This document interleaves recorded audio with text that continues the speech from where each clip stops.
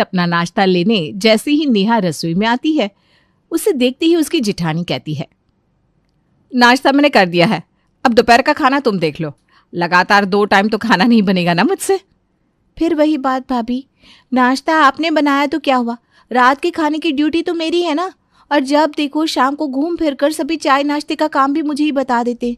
दोपहर में भी मैं काम करूँ, शाम में भी मैं करूँ, रात को भी मैं करूँ। मैं इंसान हूँ भाभी, कोई मशीन नहीं हूँ। तो अब इसमें मैं क्या करूं? मम्मी जी ने ही तो ड्यूटी बनाई थी ना कि नाश्ता मैं बनाऊंगी, डिनर तुम। उस वक्त तो तुम राजी थी। रात के साथ दोपहर का भी मैं ही बना लूं, पर नाश्ते के साथ दोपहर का खाना आप नहीं बना सकती। ये क्या बात है भाभी, ऊपर से इतने सारे बर्तन धोने निकाल देती हैं आप। ये कुकर, ये कढ़ाई, अब कढ़ाई निकालने की क्या पड़े रहे, सबको भूख लगनी बंद हो जाए, खाना भी खाना छोड़ दे क्या हम? घर में लोग बर्दाश्त नहीं हो रहे ना तो साफ साफ बोल दो। अब समझ में आया मुझे, भूख लगनी क्यों बंद हो गई। बर्तनों का इतना रोगी तुम तो लोगों की तबीयत तो बिगड़ गई ही ना। मम्मी जी ने उपमा बनाने को बोला था, उनका पेट खराब है। अब उपमा तो कढ़ाई में ही बनता है ना कि तवे पर बना देती। कल रात को मैंने भी तो उपमा ही बनाया था, पर एक आदमी के लिए जरा सा उपमा बनाने में मैंने बड़ी कढ़ाई इस्तेमाल नहीं की। ये तो खुद समझने की बात होती है भाभी, पैन यूज कर लेती है आप। मैं तो कम से कम बर्तन में काम करती हूँ ताकि मेरे बाद आपको बर्तन साफ करने में दिक्कत ना हो, पर मेरे वक्त तो आप ऐसे बर्तन निकाल देती हो माना कि बाराती खा कर गए हैं। लोग ठीक ही कहते हैं, जिठानी ना बिल्कुल पड़ोसियों की तरह होती है, अपने काम पर सबसे प्यारी, और काम निकल गया। देवरानियां काम वालियों की तरह होती है, वो तभी खुश रह सकती हैं जब उनसे बिना काम करवाए उनके मुंह में पैसे डाले जाए। अपनी दोनों बहुओं की लड़ने की आवाज सुनकर पारुल रसोई में पहुंचती है। अरे अब क्या घट गया तुम दोनों को? पहले तुम दोनों सुबह और रात के खाने पर लड़ती थी तो मैंने काम बांट दिया। उस वक्त तो तुम दोनों रजामंद थी, ठीक है नहीं? तो अब कैसी बहस? तुम सुबह जल्दी उठ नहीं पाती नेहा, इसलिए तुम्हें रात का काम दिया गया। और श्वेता को भी नाश्ता कोई हल्का नहीं पड़ता, उसे भी तो टिफिन बनाने पड़ते हैं। पर यहाँ बहस उस बात पर नहीं हो रही है मम्मी जी, सुबह और रात का तो कर दिया आपने, शाम का क्या? शाम की चाय बार बार मुझे क्यों बनानी पड़ती है मम्मी जी? कोई भाभी से क्यों नहीं कहता चाय बनाने को? और चाय के कप नाश्ते के बर्तनों में क्यों गिनाए जाते हैं? काम वाली बाई, 2 महीने से मैंने मैनिक्योर नहीं करवाया, और करवाऊं भी तो कैसे? रात को मैनिक्योर करवा कर आती हूँ, सुबह इतने सारे बर्तन मेरी छाती पर रख दिए जाते हैं। बोलने में तो मैं भी बहुत कुछ बोल सकती हूँ नेहा, रात में भी कोई भी मेहमान आ जाता है तो उनके झूठे बर्तन कौन धोता है? मैं ही ना। निकल गया ना सच जबान से। रात को तो आए दिन मेहमान भी आ जाते हैं, उनका खाना बनाती हूँ ना मैं, पर क्या एक शब्द कहती हूँ? नहीं ना। क्यों? क्योंकि रात की ड्यूटी ली थी मैंने। पर यह क्या बात हुई कि हर शाम चाय की ड्यूटी मुझ पर डाल दी जा रही है? हे भगवान, मैं मर क्यों नहीं जाती? तुम दोनों मिलकर खा जाओ मुझे। एक चाय पर रो रही है। अरे रहने दो, शाम की चाय मैं ही बना दिया करूंगी, बस कोई तुझसे चाय बनाने को नहीं बोलेगा नेहा। अरे बांट कर काम करो दोनों, मिल बांट कर खाना बनाओ, फिर मिल बांट कर बर्तन धो देना। ये कहकर पारुल रसोई से बाहर आ जाती है, पर वो कहाँ जानती थी कि इतनी आसानी से ये मैटर क्लोज नहीं होने वाला। दोपहर को महेश अपने दोनों बेटों के साथ दुकान से वापस खाना खाने आता है। दोपहर को नेहा जाकर पहले ही सब्जी बनाकर वापस अपने कमरे में आ जाती है। फिर श्वेता रसोई में जाती है। सारी होशियारी करने का ठेका तो लगता है नेहा ने ही ले लिया है। सब्जी बनाकर आराम से चली गई। मेहनत तो रोटी बनाने में, कम से कम 20 से 25 रोटियां तो सेकनी पड़ेगी। अपनी देवरानी को भला बुरा कहते कहते श्वेता रोटियां बनाकर रेडी कर देती है और सभी को खाना परोसा जाता है। फुलके तो गर्म है ही नहीं नेहा, अगर ठंडा ही खाना होता तो दुकान में टिफिन नहीं ले जाते क्या हम? तुम तो बस मेरा नाम सुनते ही बोलना शुरू कर देते हो। अरे भाई, मैंने सिर्फ सब्जी बनाई है, देख लो कितनी गर्म है, अभी तक धुआं निकल रहा है। रोटियां तो आज जिठानी जी ने सेकी हैं, उनसे बोलो। अपनी भाभी का नाम आते ही प्रेम चुप हो जाता है और चुपचाप खाना खाने लगता है, पर पहले से बनी हुई रोटी सुशील के गले के नीचे नहीं उतरती। नेहा को क्यों डांट रहा है तू? वो अपना काम हमेशा बखूबी से करती है। क्या बात है श्वेता जी, तबीयत ठीक नहीं है क्या आपकी, जो सेकी हुई रोटियां दे दी ठंडी ठंडी? बताइए भाभी, सभी को ऐसा क्या हुआ कि सभी की थाली में पहले से सेकी हुई रोटियां परोसी गई है? हमारे घर में तो ऐसा चलता नहीं, बस एक मैं हूँ जो बासी रोटियां खा लेती हूँ, बाकी सभी को तो तवे से उतरे हुए गर्मा गर्म फुलके खाने की आदत है। सुबह नाश्ता बनाया था ना मैंने, दोपहर के वक्त तुम तो सब्जी बनाकर आराम से सोने चली गई, फिर मैं एक एक करके गर्मा गर्म फुलके क्यों लाकर खिलाऊं सबको? श्वेता जैसे ये बात कहती है, प्रमोद खाने की थाली को आगे सरकाकर अपने कमरे में चला जाता है। मुझे भी नहीं खाना, मिल गई शांति, और रो ना रोटियों पर। मम्मी जी, मेरा मतलब ये नहीं था। मेरी और क्या देख रही है? जाकर अपने बाबूजी को मना। श्वेता घबरा जाती है और सीधा अपने ससुर जी के चरणों पर गिर जाती है। गलती होगी पापा जी, मैं अभी गर्मा गर्म फुलके सेक कर आती हूँ, प्लीज़ आप नाराज मत होइए। श्वेता रसोई में जाती है और सभी के लिए गर्मा गर्म फुलके सेक कर भाग भाग कर लेकर आती है और सभी को गर्मा गर्म खिलाती है। जैसे तैसे दिन बीत रहे थे। फिर एक रात को नेहा को उसकी सहेली ममता का कॉल आता है। कहाँ है तू? आजकल मेरा फ़ोन ही नहीं उठाती, ना ही व्हाट्सएप के मैसेज का रिप्लाई करती है। पैसे नहीं है बहन मेरे पास। कॉलेज के दिनों से यही चल रहा है, हर बार तू मुझे मिलने बुलाती है और मेरी जेब कटवा देती है। अब तो मेरे पति ने मुझे पैसे देने भी बंद कर दिए। कहाँ से पार्टी दूँ मैं तुझे? खुद कंगाली छाई हुई है। इधर सब्जी लाने जाती हूँ, उसे मैं 2-4 पैसे मारकर खुद के फ़ोन का रिचार्ज करवाती हूँ। ये दिन आ गया है। करती ना छोटी बात तूने। मेरे पति का प्रमोशन हुआ है, मैं दे रही हूँ पार्टी तुझे। कल ठीक 3 बजे होटल ब्लू रॉक पहुँच जाना। क्या तू पार्टी दे रही है, वो भी ब्लू रॉक में?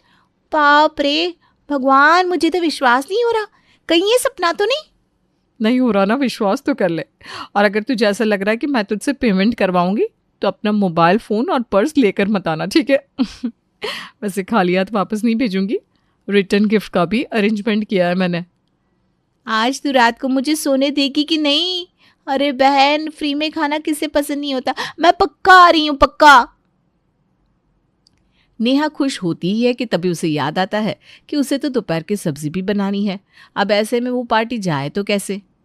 पर मैं कैसे आऊँगी बहन? तू तो जानती है ससुराल में बिना काम किए निकलना मतलब मौत को दावत देना। और आजकल मेरी जिठानी से मेरी कुछ बन भी नहीं रही, तो वो तो काम संभालेगी नहीं। मैं नाश्ते के बर्तन धोऊंगी, फिर सब्जियां काटूंगी, फिर जाकर सब्जी बनाऊंगी। और एक सब्जी में याद चलता नहीं, 2-2 सब्जियां बनानी पड़ती हैं, साथ में चटनी। इतने में तो मेरी ही चटनी बन जाएगी, फिर क्या ही मैं तैयार हो पाऊंगी। तो फिर कौन कह रहा है तुझे ताज़ी सब्जी बनाने को? एक काम कर, डिनर तो बनाने जा रही है, ज़्यादा सब्जी बनाकर फ्रिज में छुपा कर रख दे। दोपहर में उसी सब्जी में ज़रा सा पानी डालकर गर्म कर देना और रख देना स्लैब पर। किससे पता चलेगा कि ये कल वाली सब्जी है या आज वाली? वाह बहन, तूने तो मेरा काम आसान कर दिया। अब तो मैं यही करूंगी। और होशियारी से नेहा रात को ही ज़्यादा सब्जी बना लेती है और सारी एक्स्ट्रा सब्जी को फ्रिज में रख देती है खाने के टेबल पर।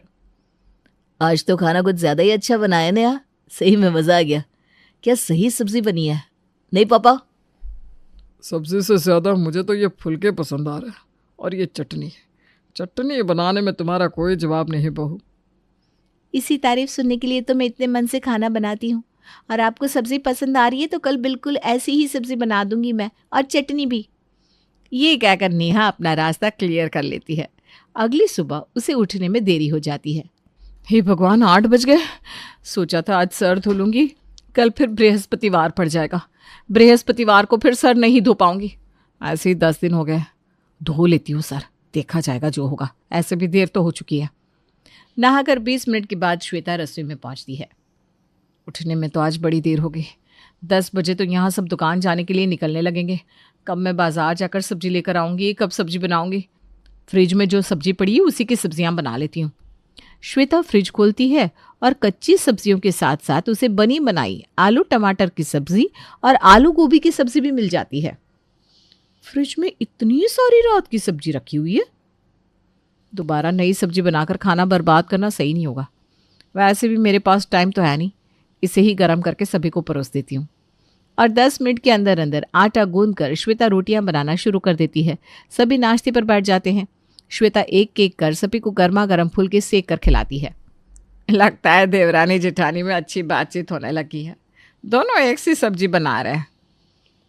वैसे ये रात की सब्जी से ज़्यादा अच्छी बनी है श्वेता जी। कोई और सब्जी नहीं मिली भाभी को, यही सब्जी बना दी। अब वापस से दोपहर में भी फिर से वही सब्जी परोस दूंगी मैं। 3 टाइम लगातार एक ही सब्जी खाने के बाद सब कहीं तीसरी सब्जी की डिमांड ना कर दे। नेहा के दिमाग में ये सवाल आता ही नहीं कि कहीं उसकी भाभी ने उसकी रात में बनाई हुई सब्जी ही तो सबको परोस नहीं दी। उसे कुछ समझ में आता भी कैसे, उसका ध्यान तो था पार्टी पर। ब्रेकफास्ट करने के बाद नेहा अपने चेहरे पर पैक लगाकर आराम से बैठ जाती है।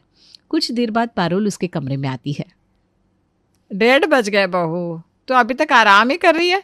जा सब्जियां काट ले, 3 बजते ही दिखेंगे। सारी तैयारी हो चुकी है मम्मी जी, आप फिक्र मत कीजिए। नेहा आराम से नील पेंट लगाकर किचन में जाती है और जैसे ही फ्रिज खुलती है क्या देखती है, फ्रिज तो खाली है। सारी सब्जियां कहाँ गई? 2 पतीला भरकर सब्जियां फ्रिज में रखी थी मैंने, चटनी तो यही थी। भाभी ने कहीं रखी होगी। भाभी कहाँ हो आप? नेहा हड़बड़ाती हुई अपनी जेठानी के कमरे में जाती है। कल रात को सब्जी ज्यादा बन गई थी तो मैंने फ्रिज में रख दी थी, सोचा था दोपहर में सबको दे दूंगी, पर अभी जब फ्रिज खोला तो फ्रिज में सब्जी ही नहीं है। कहाँ गई सब्जी भाभी? रात के बाद तो मैं रसोई में गई ही नहीं हूँ। रात की सब्जी तुम दोपहर में देती? इतने वक्त बाद? अरे फ्रिज में रखा खाना जहर बन जाता है, तुम्हें नहीं पता? इसीलिए बार बार मम्मी जी का पेट खराब हो रहा है। यही करती हो क्या तुम हर बार? हाँ, काम से बचने के लिए घर वालों की सेहत के साथ खिलवाड़ करती हो। सब्जी वेस्टेज से बच जाए इसलिए मैंने नाश्ते में सभी को वही सब्जी परोस दी थी। मुझे लगा तुम समझ गई होगी। ये क्या बात हुई? मैं कैसे समझ जाऊंगी कि आपने मेरी बनाई हुई सब्जी ही सबको परोस दी है? चोरी नहीं आती मुझे। भूलो मत नेहा, तुम अपनी जिठानी से बात कर रही हो। आजकल बहुत ज़्यादा जबान चलने लगी है तुम्हारी।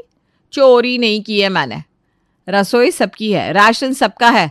रसोई के ही सामान को घर वालों को खिलाया है। वो तो दिखता है भाभी कि कितना राशन सबका है। सब कुछ सबका है, इसीलिए आप जेठ जी के प्लेट पे जबरदस्ती फुलके डालती है और प्रेम को 2 रोटी देने के बाद पूछती तक नहीं। अपने वक्त तो 1 रोटी भी आप एक्स्ट्रा नहीं बनाती कि मैं दूसरे वक्त उसे इस्तेमाल कर सकूं, और बेशर्मो जैसे मेरे वक्त बनाए हुए खाने को नाश्ते में चला दिया। नाश्ते में मेहनत ही कहाँ पड़ी फिर आपको? आज तो दोपहर में सब्जी आप ही बनाएंगी।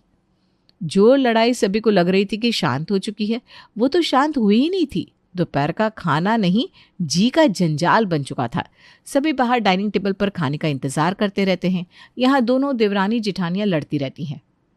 हद हो गई है मम्मी, हर 2 दिन में इन दोनों का तमाशा शुरू हो जाता है। एक काम कर प्रेम, तू बाहर से खाना ऑर्डर कर ले। इन दोनों की ये बहस जब तक खत्म होगी हमारा दुकान निकलने का वक्त हो जाएगा। अब आए दिन दोपहर के वक्त सभी को बाहर से ही खाना ऑर्डर करना पड़ रहा था, क्योंकि अब ना ही जेठानी ना ही देवरानी दोपहर का खाना बनाने को तैयार थीं। दोनों आराम से बाहर से आया हुआ खाना खाती और दोपहर की नींद लेती। एक दिन पड़ोसन सुषमा पारुल से मिलने उसके घर आती है। पारुल सुषमा के लिए रसोई में तैयार गर्मा गर्म खाना लेकर आती है। अच्छा हुआ तू आ गई, सब तो खा कर निकल गए। बहुएं सो रही है, मुझे अकेले ही खाना पड़ता है। अब तू आ गई है तो दोनों साथ में खाएंगे। ये ठीक करती है तू कि अपनी बहू के सोने पर रोक टोक नहीं करती, वरना हमारे समय तो 2 मिनट भी कमर सीधी कर लो तो सास सर पर नाचने लगती थी। अगर बहुएं काम कर रही है तो फिर काम पूरा होने के बाद कुछ भी करे, क्या फ़र्क पड़ता है। खाना बहू ने नहीं, मैंने बनाया है। पहले तो श्वेता सारा काम कर लेती थी, पर फिर जैसे ही नेहा आई काम को लेकर दोनों में कलेश शुरू हो गया।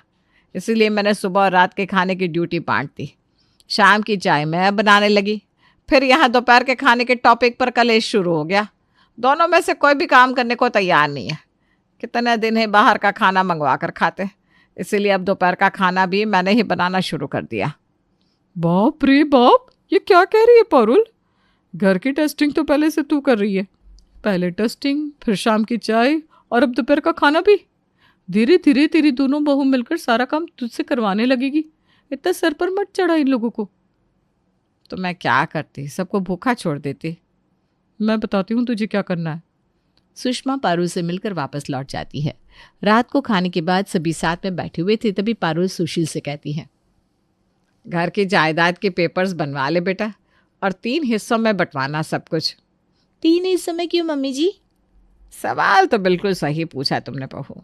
जिस हिसाब से मेरे 2 बेटे हैं, हिस्से तो 2 ही होने चाहिए। हमें तो अपने हिस्से की ज़रूरत है ही नहीं। आप हमसे अलग थोड़ी ना है मम्मी जी, ये कैसी बात कर रही हैं आप? ये पूरा परिवार एक ही तो है। पहले मैं भी यही सोचती थी बेटा, पर आजकल इस घर में जो हो रहा है उसे देखकर मुझे लग रहा है कि एक हिस्सा मेरा भी बनता है। नाश्ता बनाने वाली बहू का एक हिस्सा, रात का खाना बनाने वाली बहू का एक हिस्सा, तो मैं भी तो इस घर की बहू ही हूँ। दोपहर का खाना बनाने के लिए मेरा भी तो एक हिस्सा बनता है ना। पारुल की बात सुनते ही नेहा और श्वेता को उनकी गलतियों का एहसास हो जाता है। अगली दोपहर दोनों देवरानी जिठानी मिलकर सभी के लिए दोपहर का खाना बनाती है।